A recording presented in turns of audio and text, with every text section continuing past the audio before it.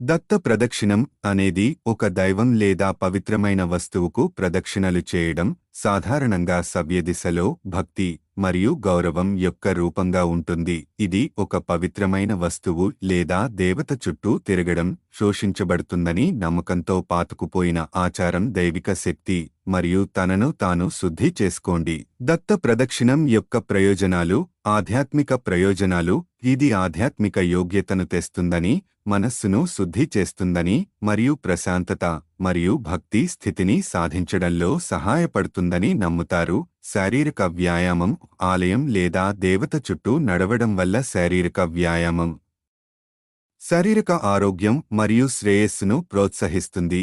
మానసిక దృష్టి. అభ్యాసం యొక్క పునరావృత స్వభావం మనస్సును కేంద్రీకరించడంలో, ఒత్తిడిని తగ్గించడంలో మరియు మానసిక స్పష్టతను పెంచడంలో సహాయపడుతుంది. కమ్యూనిటీ మరియు సోషల్ ఇంటరాక్షన్. ప్రదక్షిణల్లో పాల్గొనడం తరచుగా సమూహ నేపథ్యంలో జరిగే విధంగా కమ్యూనిటీ బంధాలను బలోపేతం చేస్తుంది.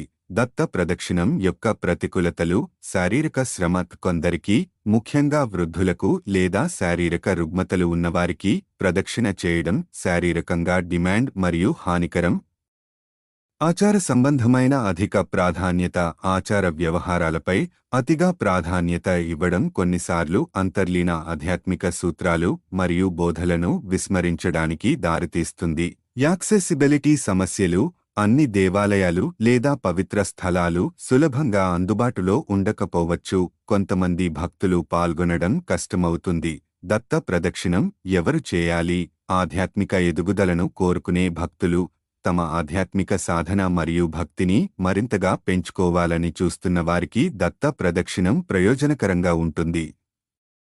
ఆరోగ్యవంతమైన వ్యక్తులు, శారీరకంగా సామర్థ్యం ఉన్నవారు మరియు నడక ద్వారా తీవ్రతరం చేసే వైద్య పరిస్థితులు లేని వ్యక్తులు ఈ అభ్యాసం ప్రయోజనకరంగా ఉండాలి. దత్త ప్రదక్షిణాన్ని ఎవరు నివారించగలరు? వృద్ధులు లేదా శారీరకంగా అనారోగ్యంతో ఉన్నవారు, కదలిక సమస్యలు, కీళ్ల సమస్యలు లేదా ఇతర ఆరోగ్య సమస్యలు ఉన్న వ్యక్తులు శారీరక శ్రమ లేదా గాయాన్ని నివారించడానికి ఈ అభ్యాసాన్ని నివారించాలి. గర్భిణీ స్త్రీలు వారి ఆరోగ్యం మరియు గర్భధారణ దశను బట్టి.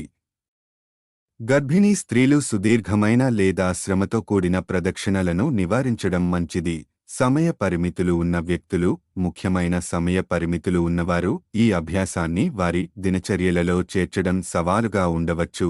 సారాంశంలో, దత్త ప్రదక్షిణం భౌతికంగా సామర్థ్యం ఉన్నవారికి మరియు వారి భక్తిని మరింతగా పెంచుకోవాలనుకునే వారికి ప్రయోజనకరమైన ఆధ్యాత్మిక అభ్యాసం. ఏది ఏమైనప్పటికీ, అభ్యాసం యొక్క భౌతిక డిమాండ్లు ఆరోగ్యానికి హాని కలిగించే వ్యక్తులచే దీనిని నివారించాలి. దత్త ప్రదక్షిణం భగవంతుడు దత్తాత్రేయ ప్రదక్షిణ అని కూడా పిలుస్తారు. ఇది సవ్యదిశలో దైవం లేదా పవిత్ర వస్తువు చుట్టూ నడవడం. దత్త ప్రదక్షిణం ఎలా చేయాలో ఇక్కడ దశల వారీ మార్గదర్శి ఉంది. దత్త ప్రదక్షిణం చేయడానికి దశలు. తయారీ.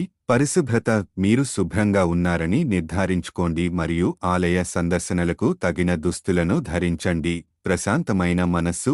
పరధ్యానం లేకుండా ప్రశాంతమైన మరియు ఏకాగ్రమైన మనస్సుతో ఆచారాన్ని చేరుకోండి. ఆలయంలోకి ప్రవేశించడం. గౌరవం. ఈ గౌరవం మరియు భక్తితో ఆలయ ప్రాంగణంలోకి ప్రవేశించండి. పాదరక్షలను తీసివేయండి. అనేక హిందూ దేవాలయాలలో ఆచారం వలె మీ బూట్లు బయట ఉంచండి. ప్రార్థనలు మరియు సమర్పణలు. ప్రారంభ ప్రార్థన. ప్రదక్షిణం ప్రారంభించే ముందు దత్తాత్రేయ స్వామి ముందు ప్రార్థన లేదా మంత్రాలను జపించండి. నైవేద్యాలు.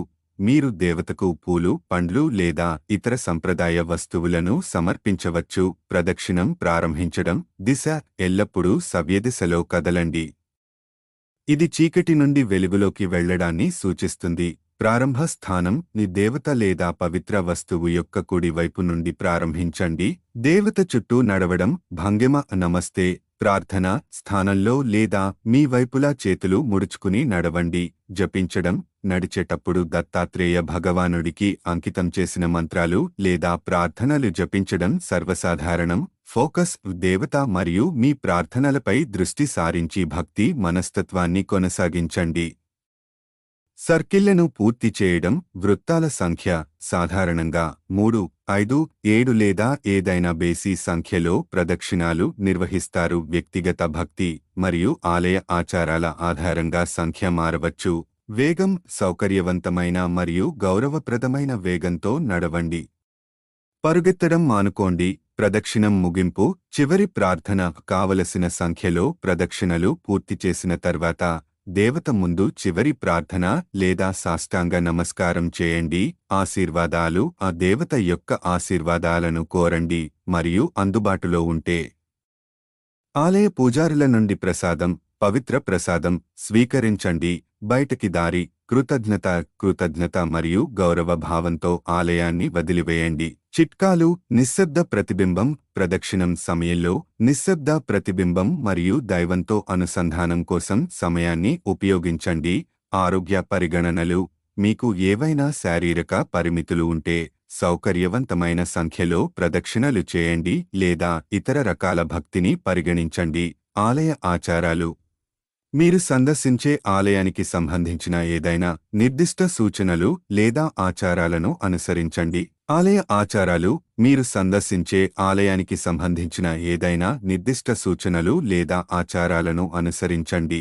దత్త ప్రదక్షిణం అనేది ఒకరి ఆధ్యాత్మిక సంబంధాన్ని మరియు భక్తిని పెంపొందించడానికి ఉద్దేశించిన అభ్యాసం. చిత్తశుద్ధితో మరియు శ్రద్ధతో నిర్వహించడం ద్వారా భక్తులు శాంతి మరియు దైవిక ఉనికిని అనుభవించవచ్చు.